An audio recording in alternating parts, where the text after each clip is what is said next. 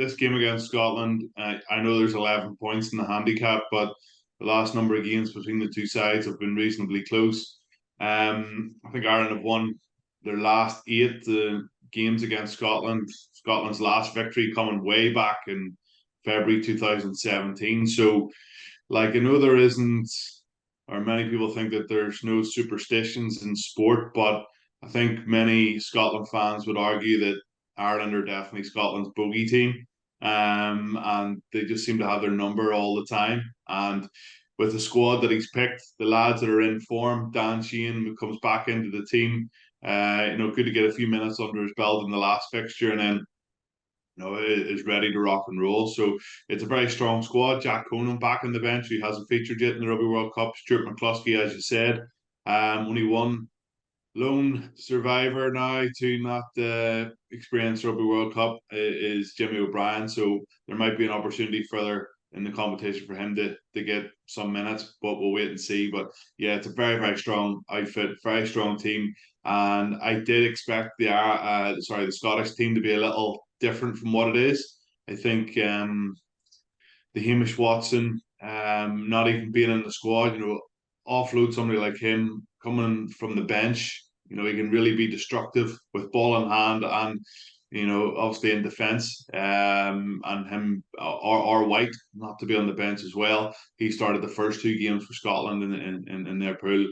And it just seems like there's, with the 6-2 split as well for Scotland on the bench, that they're going with a 6-2 split, but there's not as, like, you usually go for a 6-2 split to bring off power off the bench, but they don't really have power with Crosby there, and the other front rows like WP Nels, 37 years of age. It's not like they're bringing on the bomb squad like South Africa did. So that's the other side of the team sheet that we don't always look at, is that 16-23, and for me that's probably the winning of the game for Ireland in the end. Is it 17 games on the bounce if they win on Saturday evening at 8 o'clock? And yeah, like, that's phenomenal record. And even working the New Zealand game last night against Uruguay, it it felt like New Zealand are just starting to rev their engines a little bit. And it's funny that we all kind of want to play New Zealand in a quarter final, but yet we couldn't beat them for what felt like about 5,000 years. So and then we get a couple of victories against arguably the best side in the world. And now we wanna play them in a World Cup quarter final. So it's a fickle old game, this rugby, especially when it comes to Rugby World Cups. And I still feel that if Ireland can get the job done against Scotland, that they can continue on and get the job done against New Zealand. Hopefully with a fresh side, and still have that little bit of luck as well with keeping a very healthy team. So yeah, is it a potential banana skin this weekend against Scotland? Of course it is. Are Ireland going to lose to Scotland? There's always that chance, but history tells us that that's not going to happen. And the way the two teams have played so far in the tournament, you got to be looking at an Ireland victory. And I know I mentioned earlier on, Donny, about the 11-point handicap. I feel that they're going to beat that handicap. It just feels that once they get their noses in front, that they're going to run away. So I think it's 11 points at 10-11, and I go for Ireland -11 to beat that. The thing with Pete is there have been so many question marks over Pete for the last, feels like about the last 3 or 4 seasons, where yes, there might be a slight dip in form. And then when you have Jack Conan there as well, and young guys like Keelan Doris and Josh van der Fleer winning World Player of the Year, then, like, there was just this pressure that seemed to come on to Pete.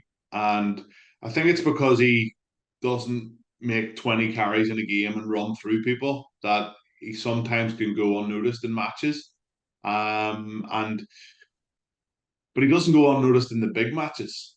When the really, really big games and the pressure is on, he's either winning man of the match, or he's right up there with the highest performers in the game out of both squads of 23. So anytime there's been questions around him, he's answered them with his performance on the pitch, and not necessarily with his words in press conferences.